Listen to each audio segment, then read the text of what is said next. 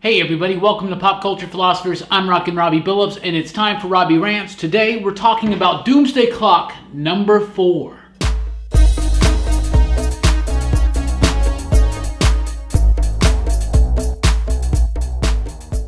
That's right everybody, welcome to Pop Culture Philosophers, welcome to Robbie Rants. We're going to be talking about Doomsday Clock number 4, so be warned, spoiler warning.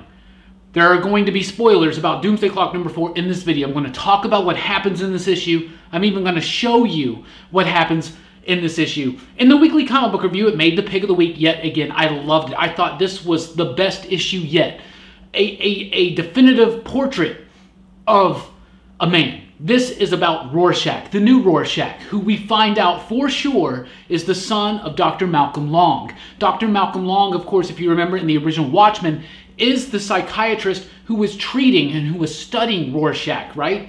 When Rorschach got captured. So this book starts, and I'm just going to flip through it real quick. This book starts where the last one picked up. You got the new Rorschach has been dumped in Arkham Asylum by Batman. So Reggie Long is here, and he's there, and he's talking about pancakes. He gets a nice little jab and a joke. Not, of course, he likes pancakes, but also he stole Batman's pancakes, so that's cool. So he's in Arkham Asylum. He's dealing with a lot of crazy stuff, and it flashes back, and it lets you know for sure who he is, what his origin is, what his motivations are, how he went from a normal, average child, an average kid, to being the new Rorschach. So basically, we know that Dr. Malcolm Long was killed in the incident at the end of Watchmen. So was his wife, so was Reggie's mother, apparently. Reggie was there. We saw that in issue number 3 of Doomsday Clock. We saw that he was there in a car when the monster that Ozymandias created and engineered showed up and kind of knocked him a little crazy, right? So he lost a little bit of his mind. So he's in Arkham. He keeps flashing back. One of the cool things about this issue is it's got a lot of parallels to Watchmen number 4 and Watchmen number 6. Artistically, Gary Frank's doing a great job. It's highly detailed, it's textured. Brad Anderson's colors, they are just astounding. I think it really, really works. You couldn't imagine anybody else doing this. Like, Gary Frank works so well with Geoff Johns, and Geoff Johns is doing such a great job of taking the Watchmen tone, the Watchmen pace, the Watchmen cynicism, but creating his own thing with it while honoring what came before. And I just think he's really treading that line very, very well in this book. So you got Reggie Rorschach is in Arkham Asylum. He's having a rough go at it. He keeps flipping back, thinking. But so they show back in the Watchmen universe after the initial incident, and he starts losing his mind a little bit. He gets put into a psychiatric ward. He winds up there with Mothman from the original Minutemen, the original Watchmen back in the day. So a character that was very, this tiny bit utilized in the Watchmen gets this whole issue to shine, and the relationship that blossoms between Mothman and Rorschach is amazing. Mothman is the one who taught him how to fight. Mothman kept escaping. Even when he was in this, even when he was in this mental institution, he was able to put bed sheets together and go fly away and bring back contraband for Reggie. And there's this nice moment with his dad's cup and all that stuff. So really cool stuff. I love the Mothman and the Reggie stuff. So basically what happens is that through just kind of revealing some things and Mothman brings Reggie back some of his dad's notes and work, and he realized that the Walter Kovacs journal, there's pieces missing, there's things not right, and he kind of pieces together that Ozymandias is responsible for the death of millions of people, the craziness of millions of people, and of course the death of his parents.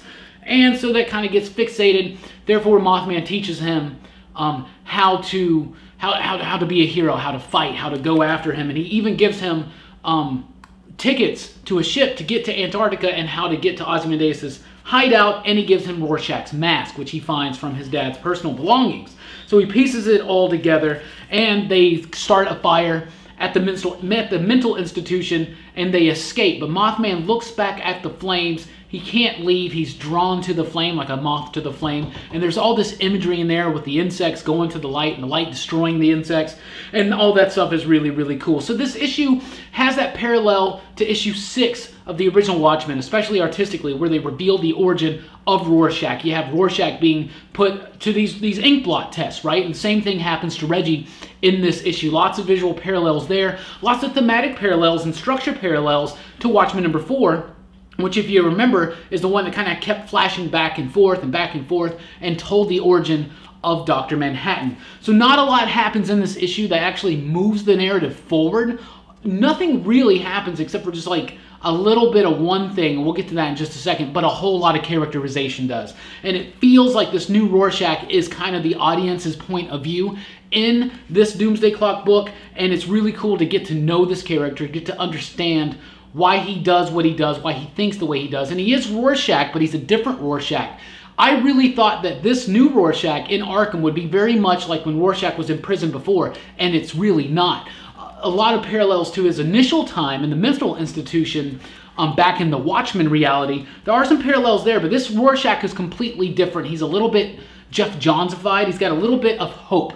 For instance, when he finally catches up to Ozymandias and he's there to kill him in revenge for the death of his parents and the death of untold thousands, maybe millions of people, he can't do it because Ozymandias has just found out he's got a brain tumor, he's dying, he regrets what he has done, he's made a mistake, and Reggie kind of collapses and he can't go through with it. Meanwhile, in the present day, or the future present day, however the timeline's working with this, it's set in the future of the DC Universe, about a year or so. However, Saturn Girl shows up, meets Reggie, says, hey, I want to get you out of here. I have a special friend. There's a little bit of a blue glow. Saturn Girl has been placed into Arkham Asylum. We've seen that first in DC Rebirth by Geoff Johns, and in things that have been, you know, sprinkled here and there, little appearances like in some of Tom King's Batman run, like the Button, for instance, and even in the I Am Suicide story, there's a little bit in there. That is Saturn Girl from the Legion of Superheroes. They're calling her Jane Doe, and they're calling the new Rorschach, since they don't know who he is, they're calling him John Doe. So that's a nice little parallel there. They meet up and presumably escape towards the end of the comic book. I love it. So great. It doesn't push the narrative forward. It's 4 issues in, and we've gotten no Dr. Manhattan. We've gotten so very little of Superman. It seems like, what?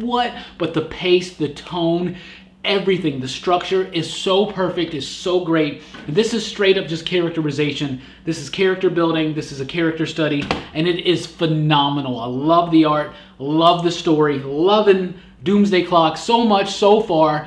It was amazing, in my opinion. Pick of the week again. So that's what I thought about it. That's what happened in the book. Let me know what you thought about the book in the comments down below. Love talking to you guys about comic books. Thank you guys so much for checking out the video and your support, your continued support. Be sure to check us out at patreon.com/PCP to join in our community and get the newsletter, get early access to videos, our after hours podcast, and a whole lot more. And don't forget podcasts, blogs, and a whole lot more at popculturephilosophers.com. So please do like, share, and subscribe. Thanks for rocking with us. Keep on Doomsday Clocking.